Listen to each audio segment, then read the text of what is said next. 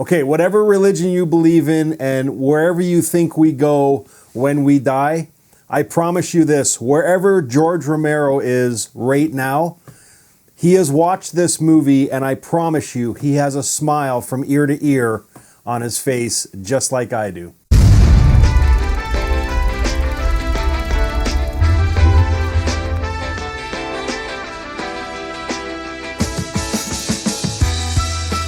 Hey guys, welcome to Happywax TV. So I'm going to try and keep this one short. I don't want to dive in to this movie too much because there is a lot going on in here, and I mean it's just something you need to see for yourself. But the underlying tone here, and we're talking about Blood Quantum, the new zombie movie that came out. And can I just say first before I get into it, what the fuck is up with Shudder? This is a Canadian movie filmed in Quebec. And it's not available on Canadian Shudder. It's available, they premiered it on Shudder, but it's only the US Shudder. So I'm assuming that, you know, us Canucks are gonna be getting this soon, but why the fuck wouldn't it get premiered here in Canada being a Canadian movie? I don't know. I guess maybe whoever the distributor is American. I'm not sure, I didn't look into that, but it kind of pissed me off a little bit. So anyways, it's called Blood Quantum. It's directed and written by Jeff Barnaby, and I'll tell you right now, after watching this movie, I want to see more from this guy. He is like, man, oh man, like this is how you do a fucking zombie movie, okay? Like, wow. And this wasn't a huge budgeted movie, but just the story it told, much like Romero's movies, for the most part. I mean, I think we can all agree George Romero is the godfather of zombie movies, but even he had a few stinkers in there, you know, nearing the end. But man, oh man, this movie, wow, for his first go at a zombie flick is fantastic. Let me just get the cast real quick too. Michael Grey Eyes, but Ella Tailfeathers plays his ex-wife. Forrest Goodluck is his son Joseph. Kiowa Gordon plays Lysol, his stepson. And Stonehorse Lone Goman is his dad. And I'm telling you, man, man, oh man, the characters in this movie are fantastic. The acting, for the most part, is okay. There's a lot of people in this movie, and there's a lot of dialogue, okay? A little too much, I think, but there's a lot of newer actors and actresses in this movie, and for some of them it shows, and I don't think there was a budget for a lot of takes in this movie either, so it may have kind of, you know, took a little bit away from some of the dialogue. For the most part, it's okay, but you could tell there was some, you know, lines given in this movie that probably should have been, you know, done in another take, but they just didn't have the budget or the time for it. But man, oh man, I'll tell you, dialogue aside, okay, when the zombies are on screen and when there's kills in this movie, this is how you do a zombie movie, man. Like, yeah, they're fast-running zombies. I don't really care for that. But when you do it in this style, man, when there's blood on the screen, there is literally blood on the fucking screen. There's one scene in this movie where they chop a zombie's arms off trying to hold them back coming through a door, and it literally gushes on the fucking camera lens. I don't know if it was on purpose, but it happened and they left it in, and I was thinking, okay, this is amazing. Like, this movie, basically, okay, here, let me get into the synopsis. I'll read the synopsis really quick, okay?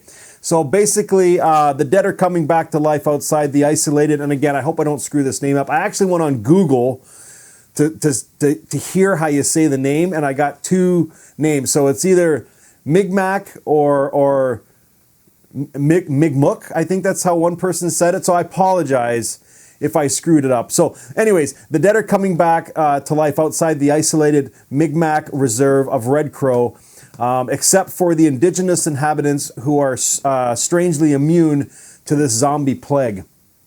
Okay, so that's the synopsis. And basically, like I said, Michael Grey Eyes is Trailer. He's the sheriff of this reserve.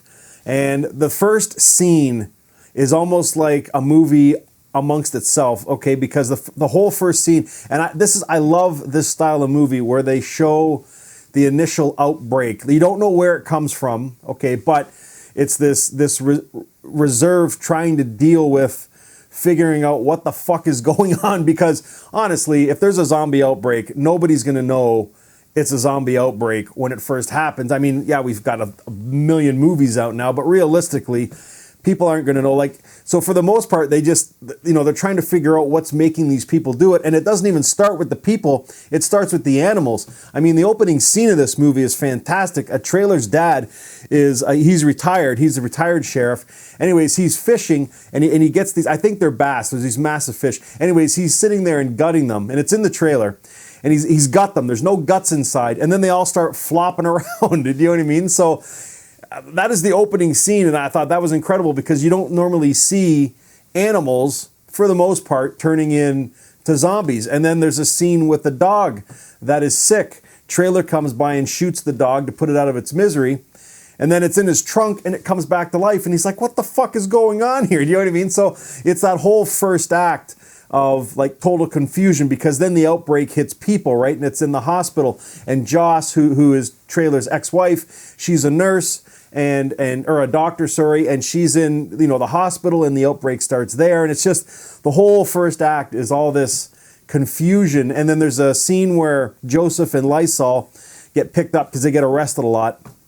They're in jail overnight, and one of their buddies they're with dies in the prison. And I mean, when he's coughing up blood, it's just gallons of fucking blood coming at him, and it's crazy, you know what I mean?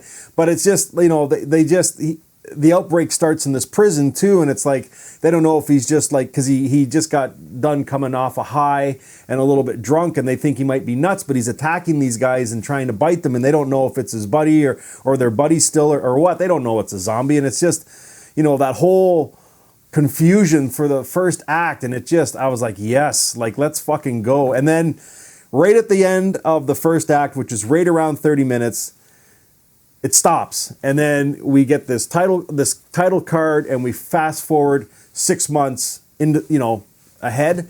And we've kind of in the situation now where we're in the Walking Dead style, where they've fought this you know, outbreak. And they've got this little, I don't know if you want to call it like a fort or whatever the hell, it's like this living area that they've quarantined off, that they live inside. And I think they said there's about 100 of them in there that are in this area where they've fenced off and stuff, and that's where they're living. And their struggle, and that's the whole thing with this blood quantum. I'll give you I'm just reading this right from the quotes on IMDb.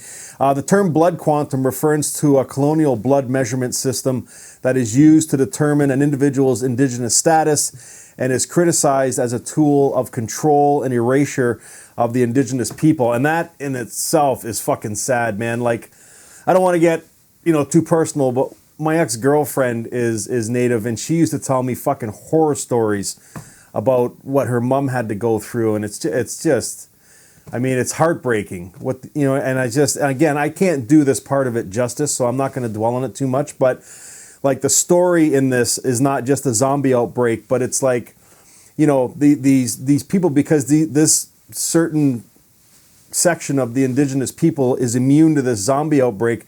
So all these people that probably hated on these people before this all broke out, realizing this is a safe haven they can come to because these people are immune, you know what I mean? But then they have to make the decision as to whether or not to let them in or not, because if they're infected, they could hurt their way of life or this community that they're trying to start back up again. It's just, you know what I mean? And then there's turmoil between Lysol because he doesn't want to let them in, and it's just man, oh man, it's crazy. And I'll tell you something, this is a depressing movie. It really is. Like, as awesome as the zombie kills are, and the action and the blood, but the story that comes along with this is very depressing. It really is when you sit there and think about it. But goddamn, this is a good movie. I know if you go on IMDb, it's got mixed reviews. Well, I'm telling you, like, straight up, you know what I got, you know what I give you here on this channel, and I don't bullshit. And if I don't like something, I will straight up tell you, whether I get a screener copy or I've talked to the producer, whoever. If I don't like a fucking movie, I will tell you I don't like a fucking movie, because I don't know anybody anything. And I'm telling you, I loved this movie. So I highly recommend it. I mean, if you go to the nonsensical IMDb page, they're giving it a 5.3. Man, this is my style of zombie movie and the story that comes with it. And this is what George Romero based his movies on. And Jeff Barnaby obviously is a huge fan of George Romero, and the way he structured this film is absolutely fantastic.